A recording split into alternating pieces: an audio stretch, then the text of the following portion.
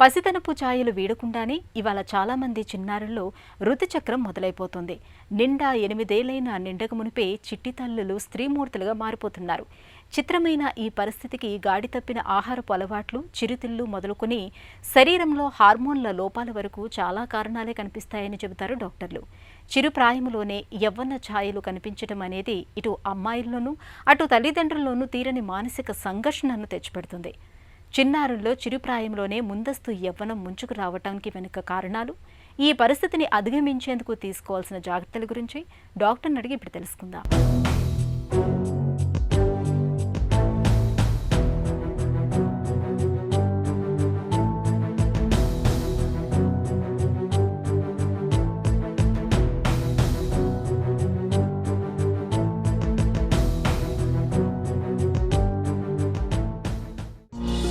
నేటి తరంలో అమ్మాయిలు పసివయసులోనే రజస్వల కావడానికి కారణాలేంటి? రజస్వలయ్యే వయస్సు అన్నది చాలా కారణాల మీద ఆధారపడి ఉంటుంది. ఎందుకంటే ఈ పిల్లలకి ఎక్స్పోజర్ కానీ ఇవాళ రేపు టెక్నికల్ డిజిటలైజేషన్ పెరిగిపోయిన కొద్దీ వాళ్ళకి చాలా అంశాలకి త్వరగా ఎక్స్పోజర్ జరుగుతుంది. దాంతో ఈ హార్మోన్లలో తేడా వచ్చి త్వరగా మెచ్యూర్ కావటం ఇటువంటివి జరుగుతాయి. రెండవది, పూర్వకాలం తినే ఆహారానికి ఇప్పుడు తినే ఆహారానికి బోల్డ్ అంత తేడా ఉంది. ఎందుకంటే మనం ఇప్పుడు వాడే ఫెర్టిలైజర్స్, పెస్టిసైడ్స్, ప్లాస్టిక్స్ వీటన్నిటిని ఎండోక్రైన్ డిస్ట్రప్టింగ్ సబ్స్టెన్సెస్ అని అంటారు. మనం డే టు డే వాడే వాటిల్లో చాలా ఉంటాయి. టూత్పేస్ట్ దగ్గర నుంచి, కాస్మెటిక్స్ దగ్గర నుంచి, పాల దగ్గర నుంచి, పన్నీర్ దగ్గర నుంచి, మీట్ దగ్గర నుంచి ఎన్నో రకాల వస్తువుల్లో ఈ ఎండోక్రైన్ డిస్ట్రప్టింగ్ ఫ్యాక్టర్స్ ఉంటాయి. దాంతో పిల్లల హార్మోన్స్, ఈ పెరుగుదల వీటన్నిటిలో తేడాలు వచ్చేస్తూ ఉన్నాయి. తర్వాత జెనెటిక్ ఫ్యాక్టర్స్ ఉంటాయి. వాళ్ళ ఫ్యామిలీలో మిగతా వాళ్ళకి ఎప్పుడు వచ్చింది అన్న దాన్ని బట్టి ఈ రకంగా రకరకాల ఫ్యాక్టర్స్ ఉంటాయి. ఇవన్నీ జనరల్ కాజెస్. పోతే ఇది కరెక్ట్ కాదు, పెథలాజికల్ అని ఎప్పుడు అనుకోవాలి అంటే కొన్ని సెంట్రల్ కాజెస్ ఉంటాయి. సెంట్రల్ కాజెస్ అంటే మెదడు నుండి వచ్చే కారణాలు అనమాట. బ్రెయిన్లో ట్యూమర్స్ ఉండొచ్చు, ఇన్ఫెక్షన్లు ఉండొచ్చు, లేదు అంటే ఇడియోపతిక్ అసలు ఏమీ తెలియకుండా కూడా కారణాలు కొన్ని ఉండొచ్చు. మరి peripheral causes for early puberty అంటే ప్రికాషియస్ ప్యూబర్టీ అంటారు దీన్ని. పెరిఫరల్ కాజెస్ అంటే ఎడ్రినల్ గ్రంథిలో గడ్డలు, అండాశయాల్లో ట్యూమర్స్ లేదా థైరాయిడ్ డెఫిషియన్సీ, ఇటువంటివన్నీ పెరిఫరల్ కాజెస్ అన్నమాట. చిన్న వయసులో రజస్వల కావడం అమ్మాయిపై ఎలాంటి ప్రభావాన్ని చూపిస్తుంది? చాలా ప్రభావం ఉంటుంది. ఎందుకంటే శారీరకంగా చూసుకోండి, ఒకేసారి పొడుగు పెరిగిపోతారు. వాళ్ళ క్లాస్లో ఉన్న మిగతా పిల్లలందరూ చిన్నగా చక్కగా గౌన్లు వేసుకుని ఆడుతూ పాడుతూ తిరుగుతూ ఉంటే ఈ పిల్లకి త్వరగా వచ్చేసినందుకు గబుక్కుని పొడుగైపోవటం, వక్షోజాల డెవలప్మెంటు, దాంతో డ్రెస్సులు మార్చాల్సి రావటం, ఇటువంటివన్నీ జరుగుతాయి. తర్వాత పీరియడ్స్ అప్పుడు ఆ క్లాసుల్లో, ఆ తరగతుల్లో వాళ్ళకి శానిటరీ నాప్కిన్స్ వాడడం, వాటిని మార్చుకోవటం, బాత్రూంలో అటువంటి ఫెసిలిటీస్ అన్నీ ఉండటం, ఇవన్నీ కొంచెం తక్కువ. ఎందుకంటే ఆ వయసులో ఎక్స్పెక్ట్ చెయ్యరు కనుక. సో ఇవన్నీ ఈ అమ్మాయి ఒక్కటి మేనేజ్ చేసుకోవాల్సి వస్తుంది. శారీరకమైన మార్పులతో పాటు మానసికంగా కూడా సిగ్గుగా, బిడియంగా, మిగతా వాళ్ళ నుంచి వేరుగా, సెల్ఫ్ కాన్ఫిడెన్స్ లేకుండా, వంగి గూనిగా నడుస్తూ, దాచిపెట్టుకోవడానికి ప్రయత్నిస్తూ ఈ రకంగా తయారవుతుంది. ముందస్తు ఋతుచక్రం అనేది సంతానం, మెనోపాజ్పై ఎలాంటి ప్రభావాన్ని చూపిస్తుంది? అమ్మాయి రజస్వల అయింది అంటే పునరుత్పత్తికి తయారుగా ఉందని అర్థం. అంటే ఆమె యొక్క లోపల సిస్టమ్ అంతా మెచ్యూర్ అయింది, ఇంకా పిల్లలు పుట్టడానికి శరీరం అనువుగా ఉంది అని అర్థం. ఎప్పుడైతే రజస్వల అయిందో 1-2 ఏళ్లలో అన్నీ మెచ్యూర్ అయిపోతాయి, ఈ కెపాసిటీ వస్తుంది. కానీ ఆమెకి అంటే సంతానోత్పత్తిలో వేరే రకమైన తేడాలు అయితే ఏమీ రావు. అలాగే మెనోపాస్ గురించి కూడా చాలా రకాల పరిశోధనలు జరిగాయి. త్వరగా వస్తే త్వరగా పోతాయా, లేకపోతే త్వరగా వచ్చిన వాళ్ళకి అలాగే ఆలస్యంగా పోతాయా, ఇటువంటివి కూడా మెనోపాస్ రావడానికి ఈ ప్రికాషియస్ ప్యూబర్టీకి ఎటువంటి సంబంధం లేదని అన్ని స్టడీస్ మనకు చెప్తున్నాయి. ఎక్సెప్ట్ ఒక స్వీడిష్ స్టడీ మాత్రం త్వరగా వచ్చిన వాళ్ళకి త్వరగా పోతుంది అని ఒక స్టడీ ఉంది.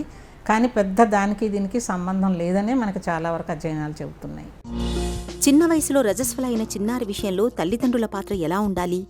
పేరెంట్స్, ముఖ్యంగా తల్లి ఎప్పుడైతే గమనిస్తుందో వక్షోజాలు కొద్దిగా పెరగటం మొదలు పెడుతున్నాయి, బ్రెస్ట్ బడ్ అంటారు, అలా తయారవుతున్నప్పుడు, అది చేతికి తగిలినప్పుడు వెంటనే డాక్టర్కి చూపించాలి. ఎందుకంటే ముఖ్యంగా 8 సంవత్సరాల వయసు కంటే తక్కువ ఉన్నప్పుడు, 8 సంవత్సరాలకు మొదలైతే పర్వాలేదు. ఎందుకంటే ఇవాళ రేపటి వయసుల ప్రకారం 8 సంవత్సరాలకు మొదలైతే 10-11 సంవత్సరాలకు అమ్మాయి రజస్వల అవుతుంది, దట్స్ ఓకే.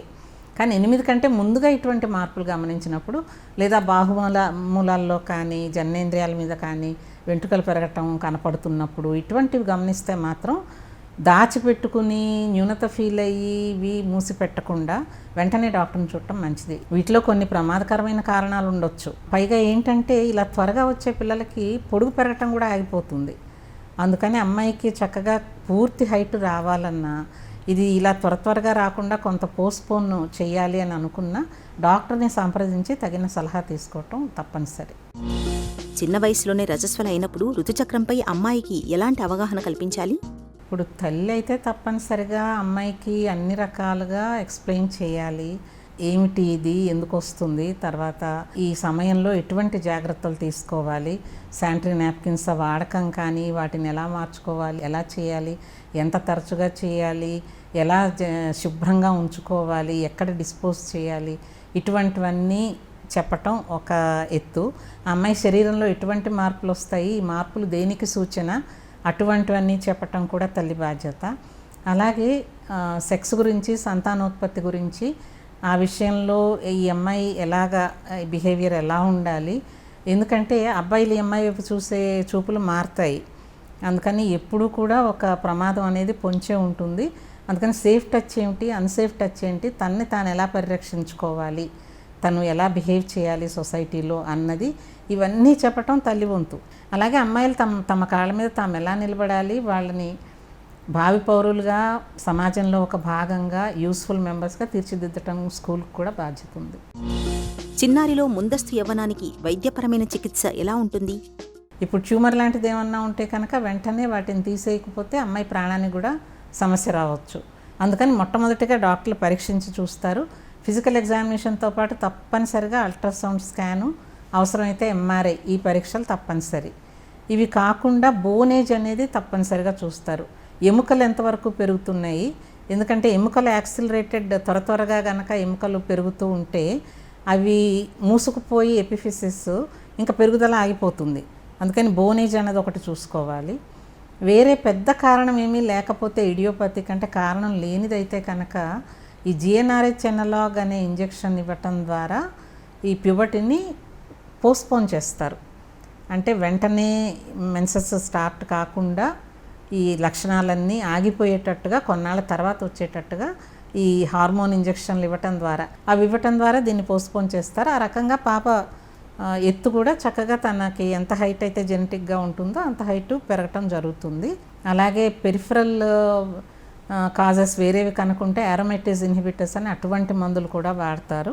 చిన్నారిలో ముందస్తు యవ్వనం వచ్చాక చికిత్స తీసుకోవటం కన్నా అసలు ఆ సమస్య రాకుండా ముందు జాగ్రత్త తీసుకోవటం మంచిది. ఏ రూపంలో కూడా ఈస్ట్రోజన్, టెస్టోస్టిరాన్ హార్మోన్లు వాడకుండా చూడాలి. అలాగే వయసుకు తగినట్లుగా శారీరక వ్యాయామం ఉండాలి. అమ్మాయిపై ఒత్తిడి లేకుండా చూడాలి. అలాగే జంక్ ఫుడ్కి బదులుగా పోషకాహారానికి ప్రాధాన్యం ఇవ్వాలి.